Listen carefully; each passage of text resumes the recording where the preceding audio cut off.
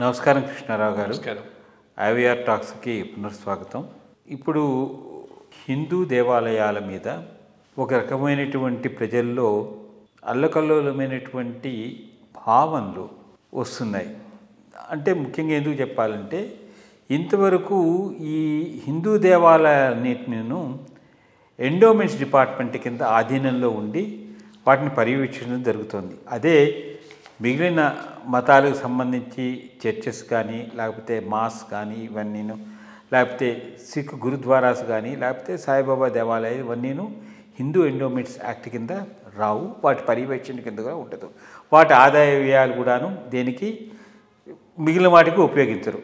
కానీ చాలా ఒక పరిస్థితి ఏంటంటే విచారించవలసింది, ఎప్పుడైతే ఈ దేవాలయాలన్నింటినీ హిందూ దేవాలయాలన్నింటినీ ఎండోమెంట్స్ డిపార్ట్మెంట్ కింద తీసుకొచ్చారో వాటి యొక్క నిర్వహణ వ్యవస్థ సరిగ్గా లేదనేటువంటి విషయం మనకి తేటతెల్లం అవుతూ ఉంది. ఎందుకంటే ఈ దీంట్లో ఉండే పనిచేసే సిబ్బంది కానీ, మిగిలిన కానీ, లేకపోతే ఈ అన్ని పెద్ద టెంపుల్స్ కానీ, చిన్న టెంపుల్స్ కానీ, ప్రతిదానికిను ఒక ట్రస్ట్ బోర్డు అనేది ఒకటి ఉంటుంది. ఈ ట్రస్ట్ బోర్డు నియామకంలో గత కొన్నేళ్లుగా చాలా అవకతవకలు జరుగుతున్నాయి. అంటే రాజకీయాల వలసలకు సంబంధించి వాళ్ళకి సంబంధించిన వాళ్ళందరినీ వీటికి చైర్మన్ల కింద వేయడము, అట్లాగే బోర్డు మెంబర్స్ను కూడాను రాజకీయాలకు తావిచ్చి అందరినీ ఇక్కడ అకామిడేట్ చేయడము, ఇవన్నీ జరుగుతుంది. దానివల్ల ఏమవుతుందనంటే ఒక స్ఫూర్తి అనేది చాలామంది హిందువుల్లో అరే ఇదేనా, ఈ విధంగానే చేస్తున్నారనేటువంటి వస్తుంది. ఇప్పుడు తిరుమల తిరుపతి దేవస్థానంలో కూడాను మరి వైఎస్ఆర్సీపీ గవర్నమెంట్ వెళ్ళిన తర్వాత ఇంతవరకు బోర్డు మెంబర్స్ని కానీ, చైర్మన్ కానీ అపాయింట్ చేయడం జరగలేదు. అలాగే మిగిలిన దేవాలయాలు కూడాను వీటన్నిటి చేయలేదు. మరి ఇది పార్టీల వారీగా మళ్ళీ వచ్చి ఆశావాహులందరికీను ఒక విధమైనటువంటి అక్కడ ఒక ప్రవేశం కల్పిస్తారా, అసలు ఏ విధంగా ఉంటే బాగుంటుంది అని మీ ఆలోచన? అంటే మనకి ధర్మాధికారులు ఉన్నారు, తర్వాత రిలీజియస్ లీడర్స్ ఉన్నారు, ఆ తర్వాత హిందూ మతం మీద అత్యంత విశ్వాసమైనటువంటి సంఘ సేవకులు ఉన్నారు. వీళ్ళందరినీ వదిలిపెట్టేసి మిగిలిన వాళ్ళందరికీ దాంట్లో ఆశ్రయం కల్పించడం అనేది సబబైన విషయం అవునా కాదా అనేటువంటి దాని మీద అంటే మనం ఒక ఈ థ్రెడ్ బేర్గా డిస్కస్ చేసుకుంటే బాగుంటుందని. రైట్. ఒకటి, ఈ రైట్ టైం ఈ డిస్కషన్కు. ఇప్పుడు తిరుమలలో చెలరేగిన వివాదం, చిలుమలలో గత ప్రభుత్వం వేసినటువంటి ట్రస్ట్ బోర్డు పర్యవేక్షణ సరిగ్గా లేకపోవటం, చాలా రకాలైనటువంటి అవకతవకలు జరగటం, ఈ సందర్భంలో మౌలికంగా ఏ మార్పులు తీసుకురావాలి, ఏ రకంగా ఈ దేవాలయాల నిర్వహణను అభివృద్ధి చేయాలి అనే దాని మీద ఒక ప్రధానమైనటువంటి డిస్కషన్ జరిగి దాని నుంచి కొన్ని రిజల్ట్స్ కనుక రాగలిగితే బాగుంటుంది. ఆ యాంగిల్లో మాట్లాడటం పవన్ కళ్యాణ్ గారు మొదలెట్టారు, which is a good thing actually. ఓ సనాతన ధర్మ ట్రస్ట్ ఉండాలి, మౌలికంగా ఈ సమస్యను మళ్ళా ఇటువంటివి ఏవి పునరావృతం కాకుండా ఏం చేయాలి అనే దాని మీద ఒక బ్రాడర్ డిస్కషన్ అయితే హిందూ సమాజంలో ఎంతైనా అవసరం ఉంది. కొంత పూర్వపరాలు కనుక మనం తీసుకుంటే ఈ ప్రభుత్వ కంట్రోలు అనేటటువంటిది 20వ శతాబ్దం నుంచే మొదలైంది. 1933లో Madras endowment act British government తీసుకొచ్చింది. అన్ని చోట్ల కూడా తీసుకురాలేదు. కాబట్టి ఈరోజు కూడా భారతదేశంలో డిఫరెంట్ స్టేట్లో డిఫరెంట్ సిస్టమ్స్ ఉన్నాయి. ఒక మెడ్రాస్ ప్రెసిడెన్సీ ఏరియాల్లో మాత్రం మెడ్రాస్ ఎండోమెంట్ యాక్ట్ ప్రకారం అన్ని టెంపుల్స్ను ప్రభుత్వం యొక్క కంట్రోల్లో తీసుకొచ్చింది. అంతకుముందు ఎవరు రాజులుగా ఉన్నా రాజుల ప్యాట్రనేజ్ ఉండేది. రాజులు చాలామంది దేవాలయాలను సపోర్ట్ చేశారు, దానాలు ఇచ్చారు, కావాల్సినటువంటి సదుపాయాలను ఏర్పాటు చేశారు. కానీ టెంపుల్ అడ్మినిస్ట్రేషన్లో ఎప్పుడు ఇంటర్ఫియర్ కాలేదు. అది లోకల్గా ఉన్నటువంటి అర్చకులు వాళ్ళు చూసుకునేటటువంటి విధానమే కొనసాగింది.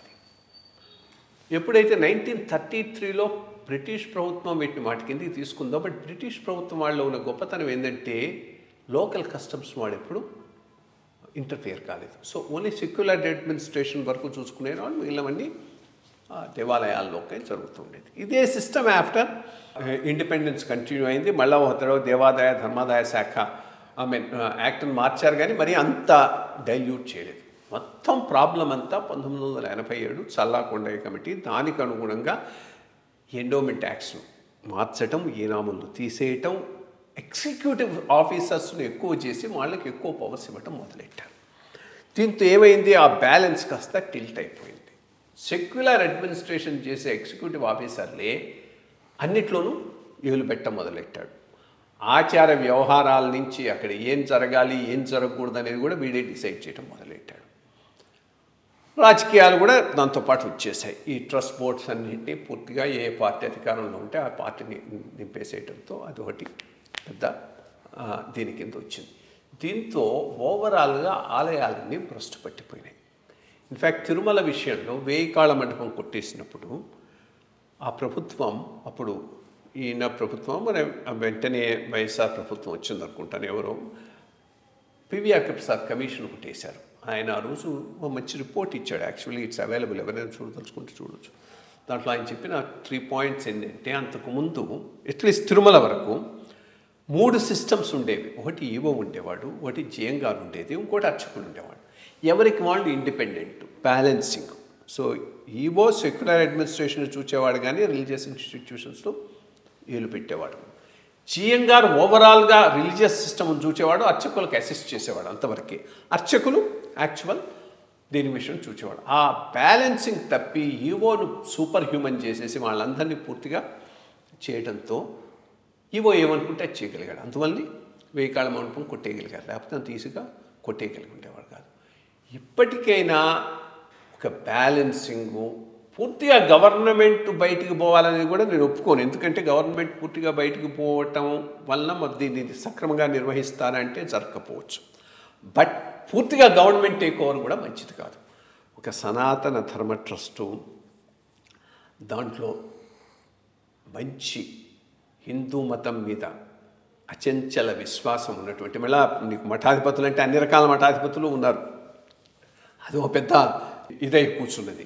సో అది కాదు, కొంతమందిని జెన్యూన్లీ గుడ్ పీపుల్ని వేసుకొని సివిల్ సొసైటీని కూడా అటువంటి వాళ్ళని వేసి దాని పర్యవేక్షణ కింద గవర్నమెంట్ సూపర్విజన్లో రన్ అయ్యేటట్టుగా ఒక సిస్టమ్ని ఇవాల్వ్ చేసుకోగలిగితే ఎప్పటికైనా మంచిది. కానీ ఈ రకమైనటువంటి సిస్టమ్ రేపు చూద్దాం ఎట్లాంటి బోర్డు వేస్తారో. తిరుమలకి ఇంత అయింది కదా, ఇప్పుడు మళ్ళీ అదే రకంగా ఇన్ఫ్యాక్ట్ తిరుమల బోర్డు విషయంలో విషయం నాకు బాగా గుర్తుందని చెప్తూ ఉంటాను. ఒక ముఖ్యమంత్రి గారు టైంలో ఆయన వాళ్ళ పార్టీకి గట్టిగా పనిచేసినటువంటి కార్యకర్తను ఏపీపీఎస్సి మెంబర్గా వేద్దాం అనుకున్నాడు. ఆ కన్సర్న్ మినిస్టర్ పెట్టి ఆ కార్యకర్త బయోడేటా తీసుకురా అతన్ని ఏపీపీఎస్సి మెంబర్గా వేస్తా అంటే అంతసేపటికి బయోడేటా రాలేదు. మరి ఏం మినిస్టర్ని ఏమి ఇంకా రాలేదని అంటే, సార్ అతనికి డిగ్రీ పాస్ కాలేదు, డిగ్రీ పాస్ అయితే కానీ ఏపీపీఎస్సిలో మెంబర్షిప్ ఉండదట కదా, మెంబర్గా పోవడానికి లేదట కదా అంటే, ఓహో అట్టగా అయితే టీటీడీలో మెంబర్గా వేద్దాం అని వేసాడు యాక్చువల్గా. సో అది దట్ ఈస్ అటువంటి యాటిట్యూడ్తో పొలిటికల్ లీడర్స్ ఉన్నప్పుడు ఎటువంటి వాళ్ళు వస్తారో మనం అర్థం చేసుకోవచ్చు. చూద్దాం ఇప్పుడు కూడా ఈ బోర్డుని ఎట్లాంటి బోర్డులను కాన్స్టిట్యూట్ చేస్తారో, వీటి నుంచి ఒక లెసన్స్ తీసుకొని ముందుకు పోతారా, పోకపోతే ఇప్పుడు హిందూ సమాజం మేల్కొంది కాబట్టి అందరూ కలిసి ఒక ఎజిటేషన్ చేసి ఈ విషయంలో పర్మనెంట్గా ఒక సొల్యూషన్ వచ్చే దిశగా వర్క్ చేయాల్సిన అవసరం ఉంది.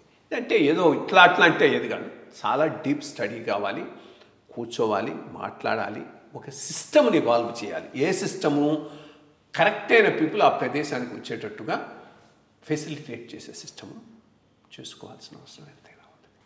మీరు చెప్పింది సబబే, ఎందుకంటే అంత పెద్ద ఎత్తున నిధులుండి అంత పెద్ద ఆర్గనైజేషను ఎంప్లాయీస్ వీళ్ళందరితోనూ చేయాలంటే దానికి సక్రమమైనటువంటి పాలన అనేది అవసరము. దానికి ఎగ్జిక్యూటివ్ ఆఫీసర్ లాంటి వాళ్ళని రెస్పాన్సిబుల్ చేస్తూ, అట్లాగే మరి అచంచల పూజలు పునస్కారాలు వీటి మీద ఇప్పుడు ఏంటంటే కొన్ని పూజలను కూడా దర్శనానికి టైం లేదని చెప్పి కట్ చేస్తున్నారని చెప్పి ఇదివరలో ఒక వివాదాస్పదమైనటువంటి అంశాలు ఉన్నాయి.